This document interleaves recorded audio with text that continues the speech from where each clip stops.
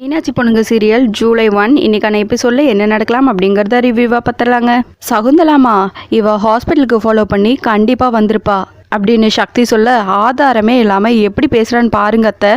என் பேரை கெடுக்கணுங்கிறதுக்காகவே என் மேல வீணா பழி போட்டுட்டு இருக்கா அப்படின்னு பூஜா சொல்லிட்டு இருக்க, நீங்க சொல்லுங்க சக்தி சொல்றதெல்லாம் உண்மையா அப்படின்னு ரங்கநாயகி கேட்க, பூஜா தான் ரிப்போர்ட்டை மாத்தி தர சொன்னாளா அப்படின்னு நர்ஸ் கிட்ட கேட்க, அம்மா ரிப்போர்ட்ல நடந்தது எங்க மிஸ்டேக் தான், அதுக்கும் பூஜாக்கும் எந்த சம்மந்தமும் கிடையாது அப்படின்னு சொல்ல, சரி நீங்கள் போங்க அப்படின்னு அவங்கள போக சொல்லிட்டு, சக்தி எதுக்குடி ஆதாரம் இல்லாமல் வீணா பூஜா மேலே பழி போடுற அப்படின்னு கேட்க, வீடியோ காமிச்சல்லத்த இதுக்கு மேலே வேற என்ன ஆதாரம் வேணும் அப்படின்னு சக்தி கேட்க, அதில் தான் ஆடியோ இல்லைல்ல அப்புறம் எப்படி நம்ப முடியும்னு பூஜா கேட்க, நம்ம பிரச்சனையை அப்புறமா பேசிக்கலாம். சவுந்தலாமா என் பொண்ணு வளகாப்பு நடக்கும்போது எல்லார் முன்னாடியும் அசிங்கப்படுத்துனீங்களே, இப்போ என்ன சொல்ல போறீங்க அப்படின்னு வெற்றியோட அப்பா கேட்க, சவுந்தலாமா நீங்கள் நம்புறீங்களே சயின்ஸு, அந்த சயின்ஸே இப்போது என் தங்கச்சி வயிற்றுல வளர்கிற குழந்தை உங்கள் பிள்ளையோடதுன்னு, இப்போ உங்கள் முகத்தை எங்கே கொண்டு போய் வச்சுக்க போகிறீங்க அப்படின்னு வெற்றி கேட்க, நான் தான் அப்போ இருந்து சொல்லிகிட்டே இருக்கேனே அது ஏன் குழந்தைதான்னு, ஏன் நம்ப மாட்டேங்கிறீங்க, இப்போ தான் ப்ரூவ் ஆயிடுச்சுல, இப்போ என்னம்மா அப்படின்னு அசோக் சொல்ல, சொல்லுங்க சவுந்தலாமா இப்போ சொல்லுங்க, உங்கள் யாருக்கும் பதில் சொல்லணும்னு எனக்கு அவசியம் கிடையாது, உங்கள் குடும்பத்தையும் பிடிக்கல இந்த சரண்யாவும் பிடிக்கல அப்படின்னு சொல்லிட்டு சகுந்தலாமா அங்கேருந்து கிளம்பிடுறாங்க. அத்தை பூஜாவை நான் பார்த்துக்கிறேன், இப்போ சொல்லுங்கள் சரண்யா அண்ணி மேலே தப்பில்லைன்னு நான் நிரூபிச்சிட்டேல, இப்போ ஒத்துக்கிறீங்களா நான் தான் உங்கள் மருமகன்னு அப்படின்னு சக்தி கேட்க, சக்திமா நான் சொல்கிறேன் அவன் என்னத்த சொல்கிறது, என்னைக்கு இருந்தாலும் நீங்கள் தான் எங்கள் மருமக அப்படின்னு வெற்றியோட அப்பா சொல்லிட்டு இருக்க, அண்ணி என்ன இன்னும் இங்கே நின்றுட்டுருக்கீங்க, அண்ணன் கூட ஜாலியாக கிளம்புங்க அப்போ தான் நீ நிம்மதியாக இருக்க முடியும், அண்ணன் கூட கிளம்புங்க அப்படின்னு சொல்லி சக்தியும் வெற்றியும் சரண்யாவை அனுப்புகிறாங்க. உடனே ரங்கநாயகி அம்மா, ஏய் யார் வீட்டுக்கு யாரடி போகிறது அப்படின்னு கேட்க,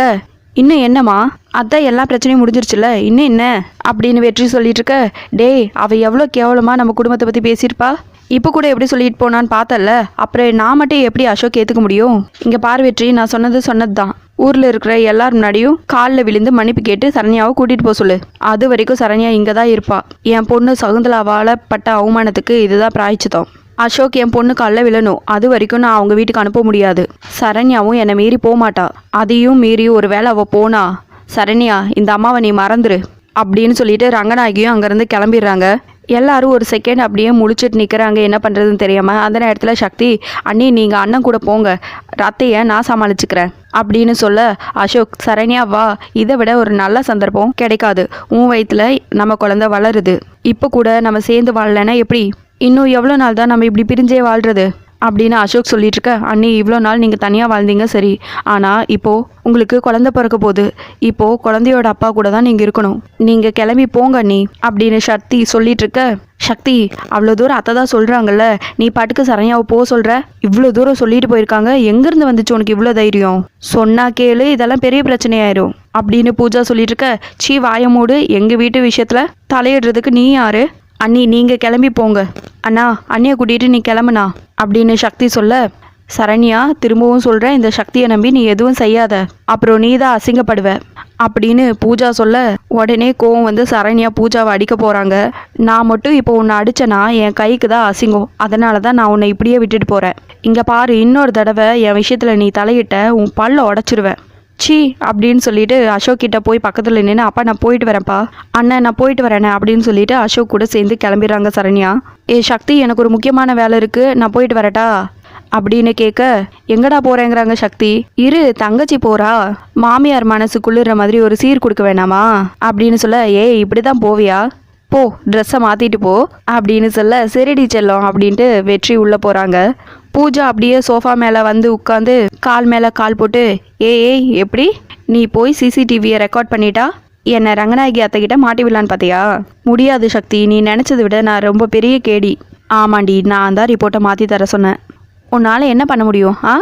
ஒன்றும் பண்ண முடியாதுல்ல, நீ தலைகில நின்று தண்ணி குடித்தாலும் உன் பாச்சா பலிக்காது அப்படின்னு பூஜா சொல்ல, இப்படி பேச உனக்கு அசிங்கமா இல்லை, போயும் சரண்யா அன்னிக்கிட்டியா மோதிர பாவண்டி அவங்க அப்படின்னு சக்தி சொல்ல, அப்போது நான் வேணா உங்ககிட்ட மோதவா, சொல்லு சக்தி மோதவா அப்படின்னு சொல்ல, ஏய் எல்லா நாளும் ரங்கநாயகி அத்தையை கைக்குள்ளே போட்டுட்டு இப்படி ஏமாற்ற முடியும்னு நினைக்காத, உன் சுயரூபம் என்னைக்காவது ஒரு நாள் அவங்களுக்கு தெரியதான் போகுது, அன்னைக்கு தான் அவங்களே உன் கழுத்து பிடிச்சி வெளியே தள்ள தான் போகிறாங்க அப்படின்னு சக்தி சொல்லிட்டு இருக்க, அது என்றைக்குமே நடக்காதுடி, அவங்க எப்பவுமே ஏன் கைக்குள்ளே தான், அப்படின்னு சொல்ல அப்போ நானே உன் கழுத்தை பிடிச்சி வெளியே தள்ளுவேங்கிறாங்க சக்தி. ஏய் தள்ளுடி பார்ப்போம் தள்ளுடி அப்படின்னு எந்திரிச்சு நின்று சக்தி கிட்ட என்னை யாரும் தொட முடியாது, என் நிழல கூட தொட முடியாது, பாக்குறியா அப்படின்னு கேட்டு பூஜா சொல்ல சக்தி சிரிச்சுக்கிட்டே ஆடியோட வீடியோ என்கிட்ட ரெடியாக இருக்குது, நான் எல்லாருக்கும் போட்டு காட்டவா அப்படின்னு சொல்லிட்டு ஷோஃபாவில் அவங்க உட்காந்து அதுக்கெல்லாம் வாய்ப்பே இல்லை, இருக்காது நீ போய் சொல்கிற அப்படின்னு பூஜா சொல்ல இருக்கு பூஜா என்கிட்ட, அதுவும் கிளியர் ஆடியோவோட இருக்குது, போட்டு காமிக்கட்டுமா அப்படின்னு கேட்க போட்டு காமி பார்ப்போம் அப்படிங்கிறாங்க பூஜா. சக்தி அப்படியே சிரிச்சுக்கிட்டே ஜஸ்ட்டு ஒரே ஒரு பொய், அதுக்கு போய் நாடி நரம்பெல்லாம் பயந்துக்கிட்டே நிற்கிறியே, ஏ பூஜா உன்னை மாதிரி நான் பொய் சொல்ல ஆரம்பிச்சேன்னு வெய், ஒரே ஒரு நாளில் உன்னை பேக் பண்ணி அனுப்பிடுவேன், என்னை உன்னை மாதிரி மாற்றிடாத, அப்புறம் நீ தாங்க மாட்ட அப்படின்னு சக்தி சொல்லிட்டு இருக்க. அப்போ உங்ககிட்ட ஆதாரம் இல்லை, நல்லதா போச்சு, உன்னால் ஒன்றுமே பண்ண முடியாதுல்ல அப்படின்னு சொல்ல எப்போ நீ அன்னி கேரக்டரையே அசிங்கப்படுத்த துணிஞ்சிட்டியோ அப்போவே நான் முடிவு பண்ணிட்டேன், இந்த வீட்டை விட்டு உன்னை நிரந்தரமாக அனுப்புகிறேன், ரெடியாயிரு அப்படின்னு சொல்ல யாரு நீயா என்னையா, ஒரே ஒரு வீடியோ ஆதாரத்தை ஒழுங்காக கொண்டு வர தெரியல, நீயெல்லாம் என்ன எப்படி வெளியே அனுப்புவ அப்படின்னு கேட்க அனுப்பி காட்டுறேன் பூஜா, அப்படி நான் மட்டும் உன்னை இந்த வீட்டை விட்டு அனுப்பலை, நான் மீனாட்சி பொண்ணுலடி அப்படின்னு சக்தி சொல்ல பாப்போம் நீ எப்படி என்னை இந்த வீட்டை விட்டு அனுப்புறேன்னு பார்ப்போம் அப்படின்னு சொல்லிட்டு இருக்க. அத்தை சொன்னாங்கல்ல உனக்கு கல்யாணம் பண்ணி வைக்கிறேன்னு, அத்தை சொன்னால் மருமக நான் தானே செய்யணும், நானே செய்கிறேன், அத்தை சம்மதத்தோட ஒரு பையனை பார்த்து உனக்கு கல்யாணம் பண்ணி வச்சு இந்த வீட்டை விட்டு நிரந்தரமாக உன்னை அனுப்புகிற பூஜா அப்படின்னு சொல்ல எப்படி எனக்கு ஒரு பையனை பார்த்து அத்தை சம்மதத்தோட எனக்கு கல்யாணம் பண்ணி அனுப்புவியா, அத்தை எந்த பையனை காமிச்சாலும் நான் பிடிக்கலன்னு தான் சொல்லுவேன், ஒருவேளை அத்தையே இந்த கல்யாணத்துக்கு சம்மதம்னு சொன்னால் கூட அதை எப்படி களைச்சி விடணும்னு எனக்கு நல்லா தெரியும், நீங்களாம் இன்றைக்கி தான் கிரிமினலாக யோசிக்க ஆரம்பிச்சிருக்க, ஆனால் நான்லாம் பிறந்ததுலேருந்தே கிரிமினலாக யோசிக்கிறவ, என்கிட்ட எல்லாம் வச்சுக்காத சரியா அப்படின்னு பூஜா சொல்ல சரி இனிமேல் என்ன நடக்குதுன்னு பார்க்கலாம் அப்படின்னு சக்தி கேட்க பார்க்கலாமாங்கிறாங்க பூஜா. 2 பேரும் சேலஞ்ச் பண்ணிவிட்டு கடைசியாக பூஜா சூப்பர் சக்தி, இவ்வளோ நாள் சரண்யா கூட எல்லாம் மோதி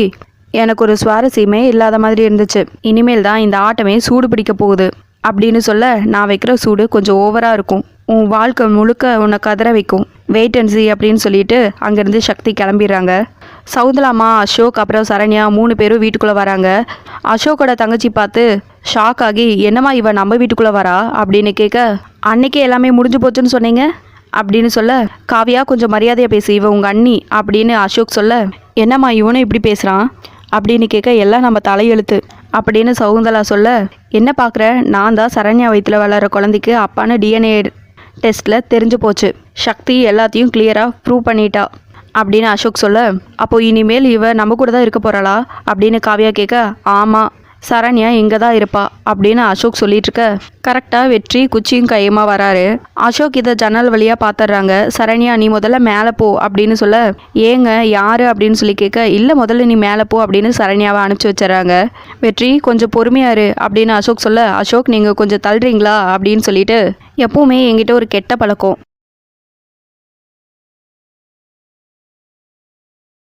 செய்கிறத தான் சொல்லுவான் சொல்கிறத தான் செய்வான். சகுந்தலாவை போட்டு அடி வெளுக்கிறாங்க வெற்றி. என்ன வீட்டுக்குள்ளே வந்து ரவுடித்தனம் பண்ணுறியா அப்படின்னு காவியா கேட்க பேசாமல் போயிரு, இல்லை இந்த கம்பு உங்ககிட்டையும் பேச ஆரம்பிச்சிரும். வெற்றி சொல்கிறத கேளு வெற்றி, அதான் எல்லா பிரச்சனையும் முடிஞ்சு போச்சுல, நான் தான் சரண்யாவை வீட்டுக்கு கூட்டிகிட்டு வந்துட்டேன்ல, அப்புறம் எதுக்கு வெற்றி இப்படி பிரச்சனை பண்ணிட்டு இருக்க, போங்க வெற்றி இங்கேருந்து கிளம்புங்க வெற்றி அப்படின்னு அசோக் சொல்ல ஏய் இனிமேல் என் தங்கச்சி பற்றி யாராவது இந்த வீட்டில் தப்பாக பேசுனீங்க அது யாராக இருந்தாலும் சரி கட்டி வச்சு தோலை உரிச்சிருவேன் அப்படின்னு சொல்லிட்டு வெற்றி அங்கேருந்து கிளம்புறாங்க. என்னென்ன அம்மாவை அவன் அப்படி அடிக்கிறான் நீ பார்த்துட்டு சும்மா இருக்க அப்படின்னு காவியா கேட்க காவியா அவன் முரட கோவக்கார அவன்கிட்ட வச்சுக்கிட்டா இப்படி தான் நடந்துக்குவான், நான் அப்போவே அம்மா கிட்ட சொன்னேன் அவன்கிட்ட வச்சுக்காதீங்கன்னு, கேட்டாங்களா இப்போவாவது புத்தி வரட்டும் அப்படின்னு சொல்லிட்டு அசோக் அங்கேருந்து கிளம்பிடுறாங்க. டே வெற்றி என் மேலேயே கை வச்சிட்டல, இனிமேல் உன் தங்கச்சி இந்த வீட்டில் எப்படி நிம்மதியாக இருப்பான்னு நானும் பார்த்துட்றேன் அப்படின்னு கோவமாக யோசிக்கிறாங்க சௌந்தலா.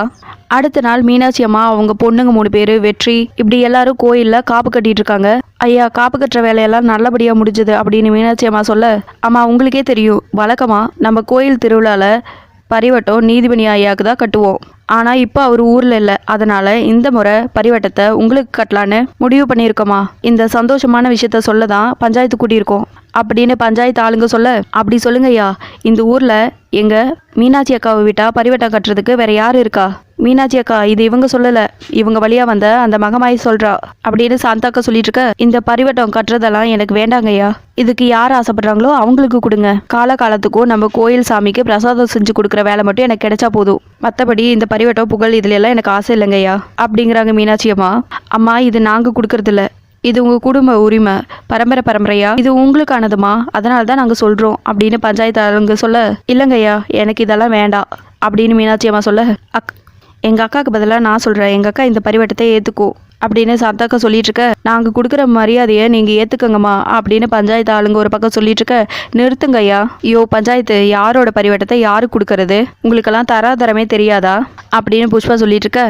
ஏன்னு சக்தியும் துர்காவும் சொல்ல, ஏன்னு என்ன எகுறீங்க, அதான் அக்கா பேசிட்டு இருக்காங்களே அப்படிங்கிறாங்க சங்கிலி. உங்க அக்கா பேசினா எடுபடி, நீ வேணா பயப்படலாம், நாங்க எதுக்கு பயப்படணும் அப்படிங்கிறாங்க யமுனா. புஷ்பாமா, நீதிமணி ஐயாவுக்கு தான் பரிவட்டம் கட்டுற உரிமை இருக்கு, ஆனா இப்போ அவர் எங்க இருக்காருன்னு தெரியல. ஐயாவோட சம்சாரம் மீனாட்சி அம்மாவுக்கு தரோம், அதுல என்ன தப்பு இருக்கு அப்படின்னு பஞ்சாயத்து ஆளுங்க கேட்க, இவ சம்சாரம்னா அப்ப நான் யாரு அப்படின்னு புஷ்பா கேட்க, நம்பர் 2ங்கிறாங்க வெற்றி. எல்லாரும் சிரிக்க ஆரம்பிச்சிடுறாங்க. அப்படிங்கிறாங்க புஷ்பா. ஏ அப்படின்னு சொல்லி வெற்றி காமெடி பண்றாங்க. இதோட எபிசோட் முடிச்சிருக்காங்க. உங்களுக்கு இந்த வீடியோ பிடிச்சிருந்தா லைக் பண்ணுங்க, ஷேர் பண்ணுங்க, கமெண்ட் பண்ணுங்க. தேங்க்யூ.